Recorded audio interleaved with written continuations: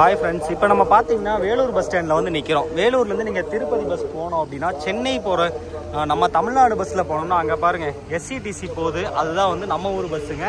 தமிழ்நாட்டு பஸ் போகுது பார்த்திங்கன்னா வேறு லெவலில் இருக்கும்.